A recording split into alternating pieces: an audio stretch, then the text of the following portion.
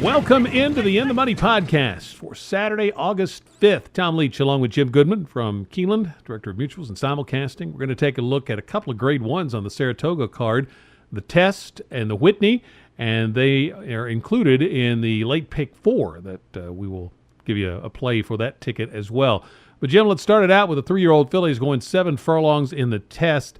This usually draws a good-sized field and really a good betting race year in and year out, and I think that's probably true again this year. Where did you land in the Test?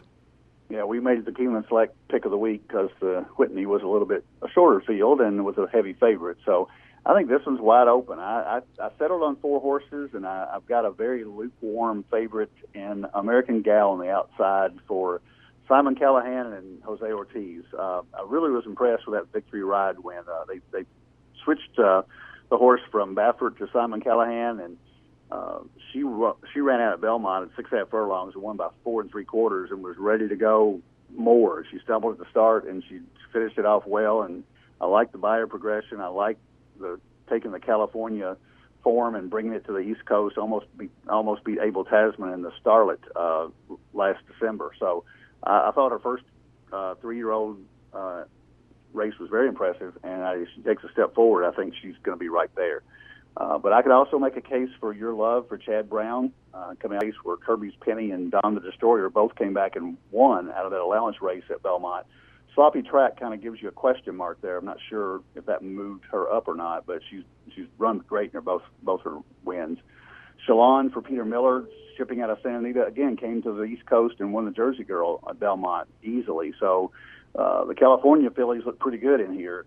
And then Fabian, who's another California filly, you have to assume she won the Summer Oaks out there with Bejarano. He comes and rides her in this race if she takes a step forward. So I like all the California fillies.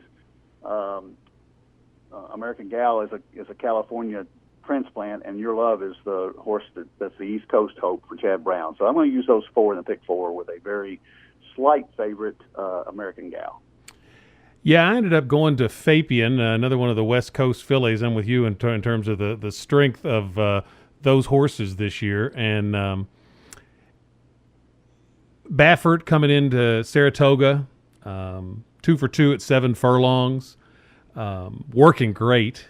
Bejarano gives up a day at Del Mar to come in and ride here.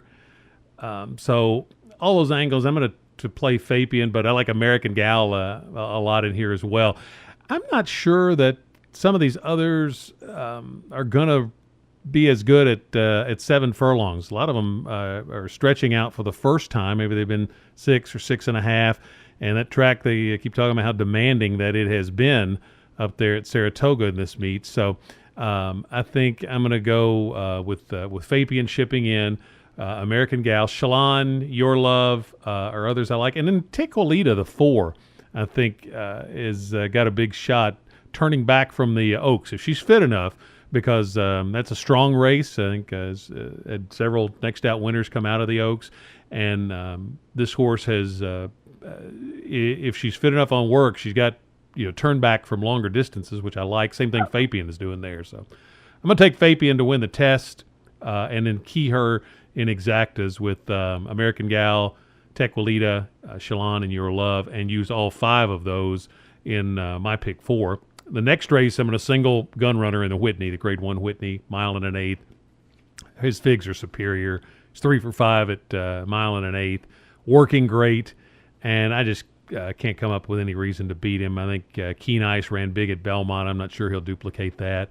In fact, for my play, I would in the Weekend Warrior blog, I just suggested an exacta box of War Story and Gun Runner. War Story jumped up and ran an improved race last time, so I'm going to box those 2, but single Gun Runner in the Whitney. How about you for the Whitney?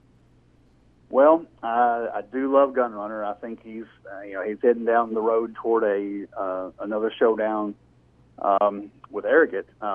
He came back from Dubai and he ran so well in the Stephen Foster. He won that in a romp and could have won by a lot more and broken the track record. I think he's just a tick off the track record. So everything points to Gun Runner here. I'm gonna hedge a little bit. I put together a pick 4 ticket. I am going to use Keen Ice in here, and I go back to that race where He beat American Pharaoh at Saratoga, and he obviously likes it there. You never know how a horse likes that track, and the track is so different this year. It is a tiring track, although it's a lot like Churchill, so gun runners should take to it. But you never know, and I actually put together a very inexpensive ticket, and I wound up doubling it because if you beat Gun Runner, you can 10 times the payoff on the pick 4, maybe 20 times, because so many people are going to single Gun Runner. So he's my favorite. I don't think you can pick against him with any confidence, but Keen Ice jumps up every once in a while. He got a 106 buyer in the Travers 2 years ago. First time back, who knows? And I am going to take a shot with him in the pick 4, but Gun Runner is my pick. 10th race is a stake ungraded. The De La Rose. The 11th is a non-winners of 2 other than allowance. So those 2 fill out the late pick 4. I said I'm starting with 5 in the test, single and Gun Runner. In the 10th, the De La Rose, I'm going to go 6 deep. Alicia's World's the one I like a little bit. I think if she can get back to her best, it would be good enough. Sassy Little Lila ran huge last time. She'll be the favorite, I would think, but that's more of an elongated sprint, the mile race at Belmont. This is a full 2 turns. I'm not sure if she'll duplicate that against this group going the 2 turns. So I'm going to play, certainly include her, but she's not going to be my win pick. Boreal, the 5, the 7 On Leave, the 11 Light in Paris, and the 1 Thundering Sky. I'm going to use all 6 of those. And then in the last leg, I'm going to use 4 horses, which for 50 cents will make this a $60 ticket. I'm going to use Realm, turning back and picking up Jose Ortiz, the 3. 4, always a suspect. The 6, Motown, pretty highly regarded 3-year-old at one time. And then Neolithic, the 7, coming back from Dubai. So I'm going to use those 4 in the last leg. So 5 by 1 by 6 by 4. Starts in the 8th race with the test. What's your pick 4 look like? Mine is pretty simple. The 4 horses that I took to the test, Your Love, the 2, Shalon, the 3, Sapien, the 8, and American Gal, the 10. And then in the Whitney, using 5, 6, Gun Runner, and Keen Ice. I had so many question marks about the 10th race, about the De La Rose. I like the horses that you talked about, along with On Leave, a Grade 2 winner, and 3 for 3 the distance with Shug McGahee. But I had so many question marks, I just went all there. And I'm going to take a stand in the last race with the 7.